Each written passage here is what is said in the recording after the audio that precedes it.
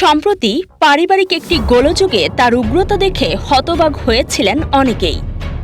এবার বেরিয়ে আসলো আরও অবাক করা কাহিনী।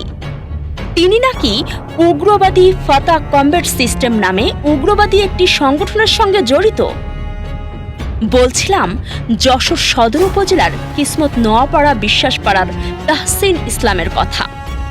এর আগে তারই বড় ভাই নিষিদ্ধ জঙ্গি সংগঠন আনসার আল ইসলামের যশোর জেলা কমান্ডার খ্যাত তৌসিকুল ইসলাম বিশ্বাস ওরফে তনিম বিশ্বাসকে আটক করে র্যাব খুলনার স্পেশাল একটি টিম।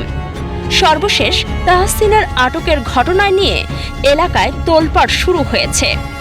বৃহস্পতিবার রাত ৯টার দিকে নিজ বাড়িতে অভিযান চালিয়ে তাকে আটক করে আইন শৃঙ্খলা বাহিনীর স্পেশাল একটি টিম। শুধু তাই না, তার বাড়ি থেকে একটি চাপাতি, কিছু তার এবং কয়েকটি ইলেকট্রনিক ডিভাইস জব্দ করা হয়েছে। পরে তাকে রাজধানীর counter terrorism and transnational crime ইউনিটের কাছে হস্তান্তর করা হয়েছে। যশোরের অতিরিক্ত পুলিশ সুপার মিরাজুল ইসলাম জানান, তদন্তের সূত্র ধরে তাকে আটক করা হয়েছে।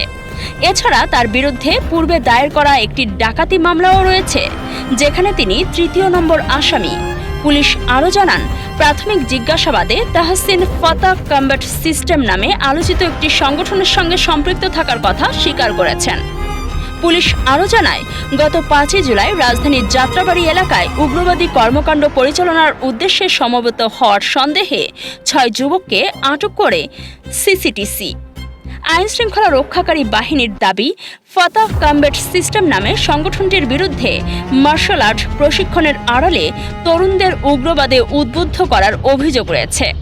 বড় ভাই তানিমের জঙ্গি সংশ্লিষ্টতার অভিযোগে আটক হওয়া ও ছোট ভাই উগ্রবাদী সংগঠনের সাথে জড়িত থাকার অভিযোগে আটককে ঘিরে এলাকায় চলছে নানা আলোচনা ও সমালোচনা।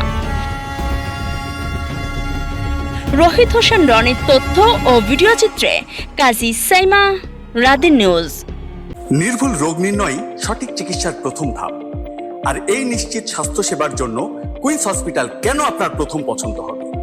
যশোরে আমরাই দিচ্ছি সর্বাধুনিক ও সর্বোচ্চ কোয়ালিটির মেশিনারিজের নিশ্চয়তা, যেখানে এক ছাদের নিচে সুবিশাল ও মনোরম পরিবেশে সব ধরনের পরীক্ষা নিরীক্ষা করা হয়। আপনার ও আপনার পরিবারের সুস্বাস্থ্য নিশ্চিতে কুইন্স হসপিটাল আছে সবসময় আপনারই পাশে।